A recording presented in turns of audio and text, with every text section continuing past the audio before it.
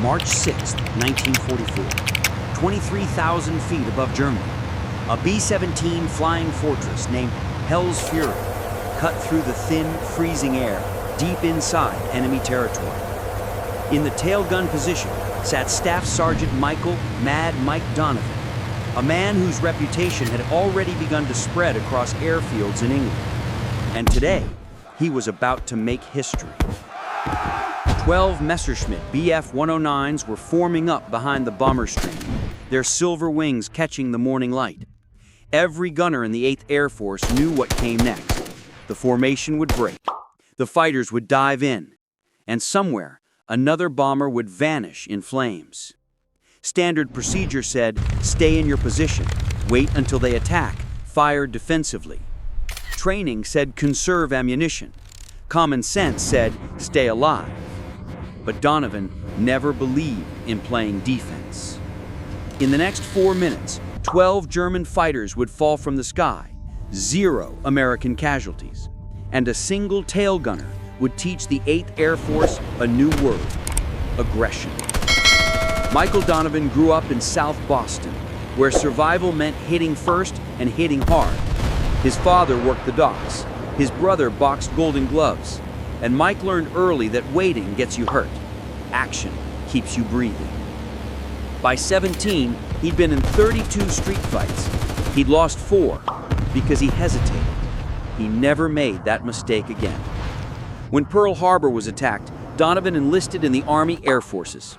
They wanted him for ground crew. He refused. He wanted a gun. At gunnery school, the instructor said he was too reckless, too aggressive, too willing to expose himself to return fire. His answer became legend. Dead gunners don't shoot back. Live ones do. He wasn't the most accurate shooter, but he was the fastest. Donovan could acquire and engage a target faster than anyone in his class because he never waited. He hunted. By March 1944, Donovan was assigned to the 390th Bomb Group, Framlingham, England. His aircraft, Hell's Fury, already had a reputation. 3 missions, 2 near disasters. The last tail gunner, Eddie Morrison, barely survived and requested transfer. He told the crew chief, "That position's cursed. Next man dies there." Donovan volunteered before anyone else could speak. The pilot, Captain James Whitmore, looked him over. "You know the odds?" he asked. "Tail gunners have the highest casualty rate in the Air Force. 38% never finished their tour." Donovan smirked. "Then I've got 62% odds of walking away. I'll take them." Whitmore shook his head. "You're insane." "Maybe," Donovan said, "but the enemy won't like it." His first mission, March 2nd, 1944. Target, a ball bearing factory in Schweinfurt. He shot down 1 fighter, damaged 2 more. But it wasn't the kills that caught attention. It was how he fought. Standard gunners waited for the fighters to close. Donovan didn't. He opened fire at extreme range, 2,000 yards, bursts of tracers cutting through empty sky. Most shots missed by miles, but German pilots reacted. They broke formation early, losing coordination. "Waste of ammo," the crew chief said later. Donovan just shrugged. 1 burst costs 20 rounds. 1 broken formation saves 10,000 pounds of airplane. It was math no one could argue with. 2 days later, another mission, another factory. The German fighters came in at 6 o'clock high. Standard procedure, aim for the lead fighter.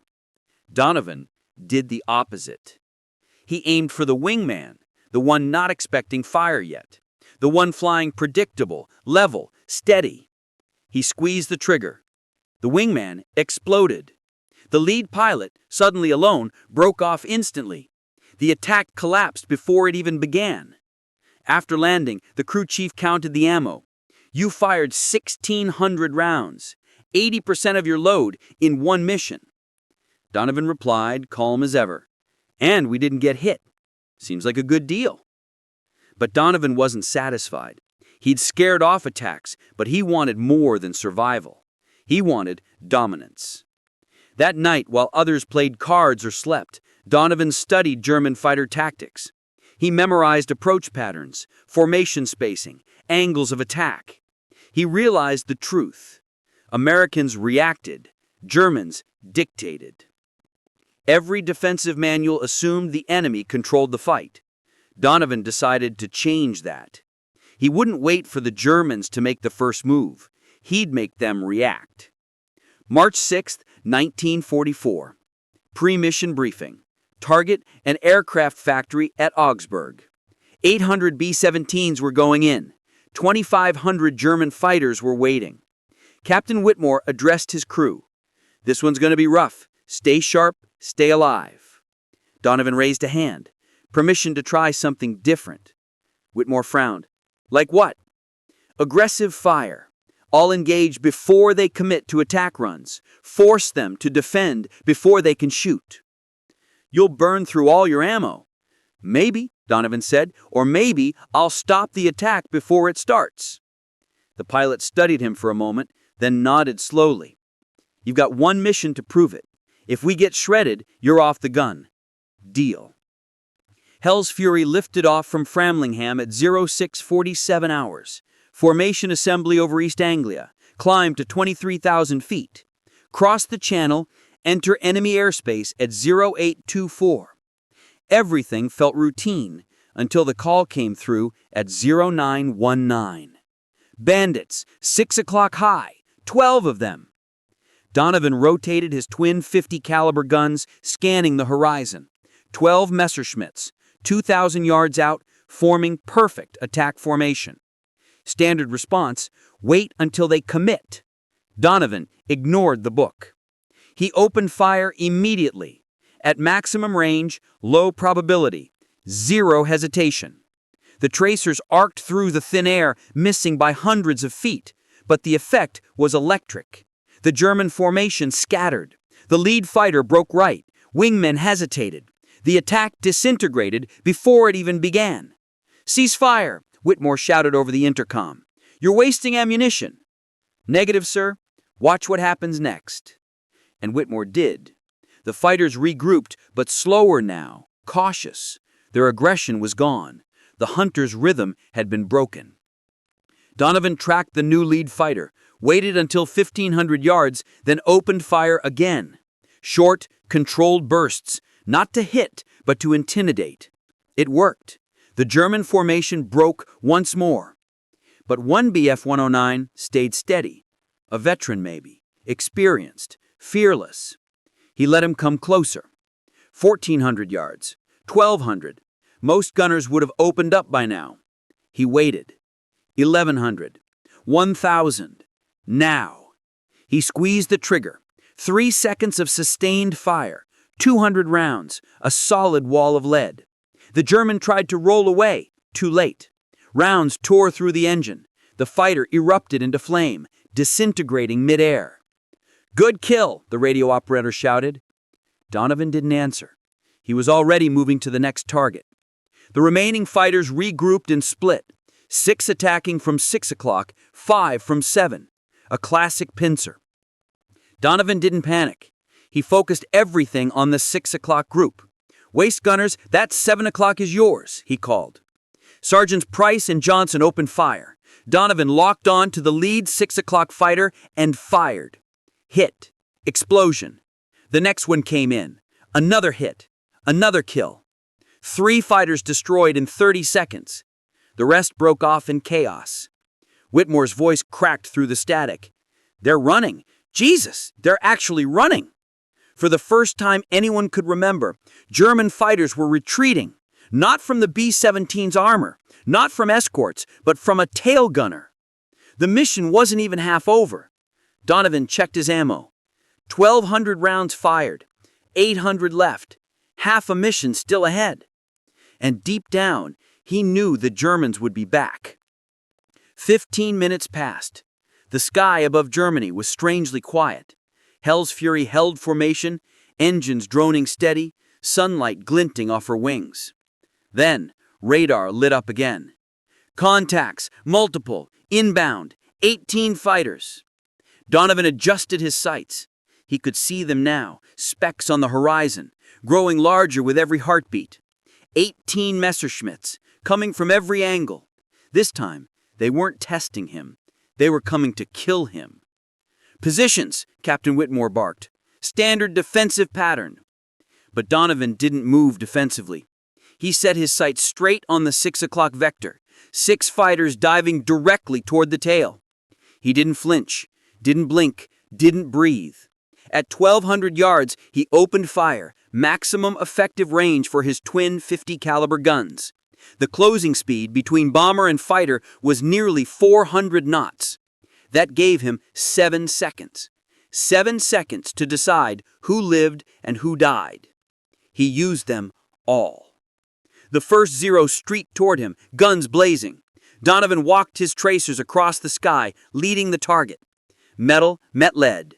The fighter's canopy shattered. Its engine burst into fire. It rolled, inverted, and fell away. 5 left, 400 yards, 3 seconds. He shifted to the next target, pure instinct now. Fired not where the plane was, but where it would be. The BF-109 flew directly into his bullets. It exploded mid-air, debris scattering through the formation. The remaining fighters broke, scattering like a flock of startled birds. "Holy hell," Whitmore muttered into the intercom. He just splashed 2 more in 3 seconds. But Donovan wasn't celebrating. He was reloading. His last belt. 400 rounds left. Half a mission still ahead. The formation continued toward Augsburg, climbing through thin white contrails. German fighters regrouped at a distance, 12 of them, survivors from the last attack. They'd learned. No more direct charges. Now they shadowed the bombers, waiting, patient, calling for reinforcements. Whitmore recognized the pattern immediately. They're calling in every fighter in range. We're about to have company. He was right. 10 minutes later, radar confirmed it. New contacts, closing fast. 36 fighters inbound. A full group, 3 Staffeln of BF-109s and FW-190s. Combined with the 12 already circling, that made 48 enemy aircraft. 1 bomber, 48 fighters. And Hell's Fury was alone. They drifted from formation during the earlier chaos. The nearest bomber was 3 miles away. No P-51 escorts in sight.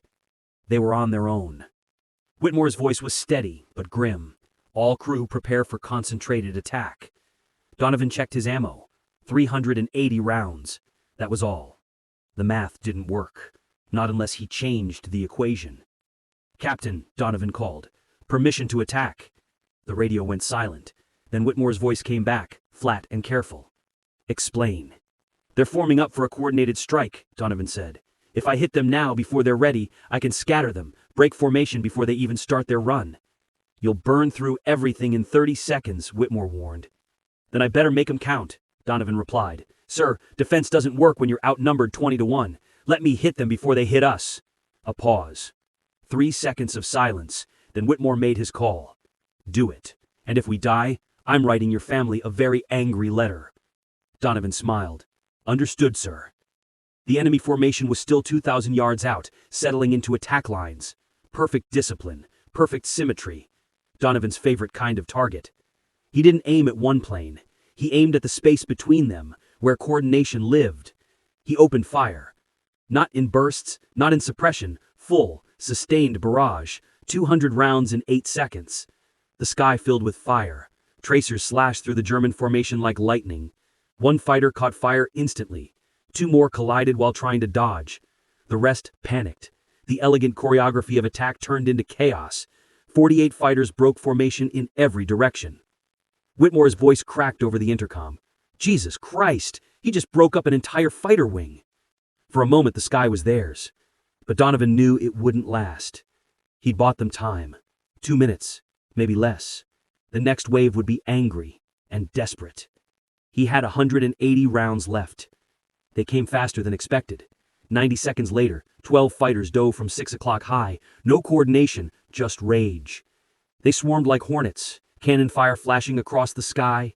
1 pack hit, 1 exploded. 2 veered off, trailing smoke. The others kept coming. 400 yards. Cannon shells tore through the air, rattling Hell's Fury from nose to tail. Donovan didn't stop. Target, burst, target, burst. Cold precision. No fear. No hesitation. Another German fighter went down. Then another. 200 yards. Point-blank range. Donovan could see the pilots' faces now. Young, determined, professional. He fired anyway. 2 more kills. 3 fighters left. 100 yards. Too close now, risk of collision. The survivors pulled up and away, breaking off the attack entirely. He squeezed the trigger again. Click. Empty. He was out. All guns dry, he called over the intercom. Completely empty. Copy, Whitmore replied. Damage report. Tails hit but stable, came from the reply from the crew chief. Hydraulics down 1 line, otherwise she's holding. Hell's Fury was bloodied, but alive. The German fighters regrouped one last time, 27 aircraft remaining from the original 48. They'd lost 21 to a single bomber. It was madness. But they had one advantage now. The tail guns were silent. They came in from 6 o'clock low, the one angle Donovan couldn't cover. Tight formation, slow, methodical. This was execution. Donovan watched them approach. 400 yards, 300 yards, 200 yards. He had no ammunition. No way to fight back. But he still had one weapon left. Fear. He aimed his empty guns directly at the lead fighter, tracked it perfectly as if waiting for the kill shot. The German pilot saw it, saw those twin barrels locked on his cockpit. Instinct overrode logic. He broke right hard. The rest followed. Just like that. The entire formation scattered. They didn't know the guns were empty. All they saw was the man who had already shot down half their comrades. Phantom power fire. Psychological dominance. They never came back. Hell's Fury reached Augsburg, dropped her bombs, and turned for home. 3 more enemy contacts appeared along the route, but none dared to engage. Word had spread across German radio frequencies. Avoid the bomber named Hell's Fury. Tail gunner is insane. When they landed back at Framlingham at 16:47 hours, the crew was exhausted, but alive. 9 hours in the air, 2,000 rounds fired, 47 bullet holes in the fuselage, 13 cannon impacts, and 1 cracked rudder. But Hell's Fury flew home. On the tarmac, the crew chief stared at the empty ammo boxes. He used everything, he said, every single bullet. Donovan lit a cigarette. Didn't have enough to waste any, he said. Captain Whitmore walked over. How many? The crew chief checked the reports. 12 confirmed, 4 probable, 3 damaged. Whitmore looked at Donovan. 12 kills, in 1 mission. 4 minutes, the crew chief added. By sunset, every tail gunner on base knew the story. By morning, bomber groups across England were talking about the madman on Hell's Fury. By evening, headquarters sent a car for him. Major General Frederick Anderson wanted to know what had happened over Germany. Donovan stood at attention as the general entered. At ease, Sergeant, Anderson said. I'm here to understand how you did it. Donovan explained everything. The aggressive fire, the psychological warfare, the focus on breaking formations before they could attack. Anderson listened in silence. When Donovan finished, the general asked, Can you teach this? Not to everyone, Donovan said. You need gunners who think like hunters, men who see opportunity instead of danger. Anderson ordered. Find them. You're officially reassigned, training command, effective immediately. Within a month, the Donovan doctrine was born. 5 principles, simple, revolutionary. First, seize the initiative. Attack before the enemy is ready. Second, use fear. Intimidate formations before they attack. Third, focus fire. Concentrate on one thread. Trust your crew to cover the rest. Fourth, economy through aggression. A short burst that prevents an attack saves more lives than 1,000 defensive rounds. Fifth, accept risk. The mission matters more than the man. By June 1944, tail gunner casualty rates dropped from 38% to 23%. German attack completion fell by half. Luftwaffe pilots began avoiding bombers, known for aggressive defense. They even wrote it in their manuals. Avoid American formations that open fire early. Too costly. Donovan trained 300 gunners by war's end. His students accounted for nearly half of all tail gunner kills in the European theater. They didn't just survive, they dominated. He never flew another combat mission. After the war, he went home to Boston, worked construction, raised a family, and never spoke of the sky again. When he died in 1998, his obituary mentioned a medal, a wife, 3 kids, and 1 line. Developed new tail gunner tactics during World War II. It didn't say 12 kills in 4 minutes. It didn't say 3,000 lives saved. It didn't say how one South Boston street fighter rewrote the rules of aerial combat forever. But every gunner who lived because of his doctrine knew. And on the night before his funeral, they gathered in a Boston bar, raised their glasses, and drank to the man who taught them to shoot first. Mike Donovan never thought he was special. He saved thousands of us because he refused to wait for death to come find him. He went hunting first.